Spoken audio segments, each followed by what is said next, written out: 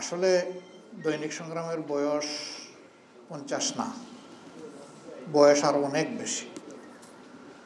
দৈনিক সংগ্রামের পুনর্জন্ম থেকে এই বয়সটা আজকে ধরা হয়েছে। এবং কেন সেই পুনর্জন্ম হয়েছিল আপনারা জানেন। বাংলাদেশের স্বাধীনতার পরপরই সংবাদপত্রের উপর চরম নিয়ন্ত্রণ আরোপ করা হয়েছিল।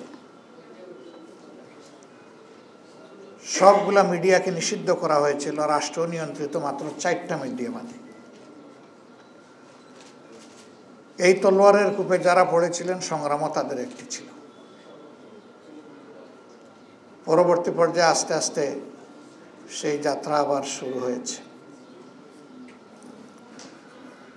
এই সংগ্রামের সূচনা পর্বে মালিক হিসেবে যার নাম ছিল, আমি আজকে গভীর শ্রদ্ধার সাথে তাকে স্মরণ করছি। পরবর্তী পর্যায়ে তার সংগ্রামী যাত্রা অব্যাহত রাখতে গিয়ে বিভিন্ন সময় প্রতিবন্ধকতার মুখে পড়েছে এবং সর্বশেষ 15.5 বছরের ফ্যাসিবাদ সংগ্রামের উপরে আক্রোশ ঝেড়েছিল।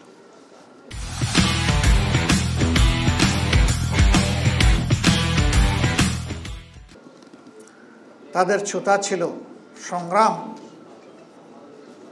তাদের একটা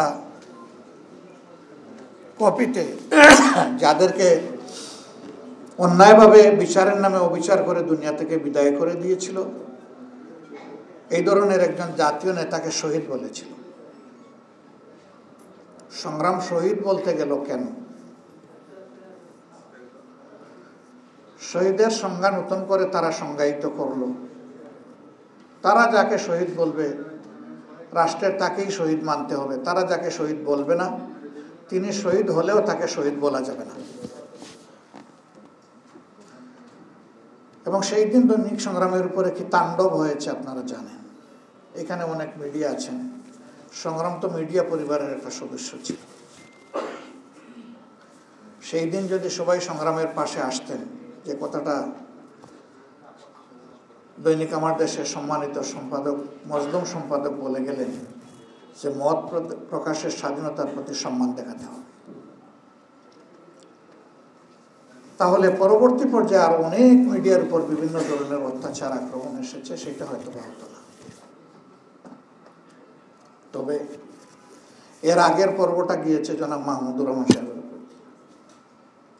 এই দুইজনই কেবল কিন্তু নির্যাতিত না, গাজী সাহেবও শুধু নির্যাতিত না, নির্যাতনের শিকার হয়ে কেউ কেউ দুনিয়া থেকেও চলে গেছে। কাউকে আবার বাংলাদেশের সীমানায় নিয়ে ছুঁড়ে ফেলা হয়েছে। এরকম সংবাদ জগতের উপর দিয়েও জাতির উপর যেমন তাণ্ডব তারা চালিয়েছিল, এই সংবাদ জগতের উপর দিয়েও তাণ্ডব চালিয়েছিল।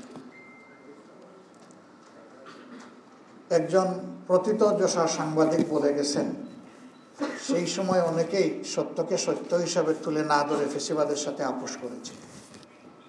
সত্য মেনে নেওয়ার মাঝেই সৌন্দর্য, এটাই সঠিক। যদি জাতির দর্পণ হিসাবে সংবাদপত্র এবং বিভাগ হিসাবে সাংবাদিকরা ভূমিকা পালন করতেন, ফেসিবাদী শাসন এইভাবে জাতির উপর জেঁকে বসতে পারত না।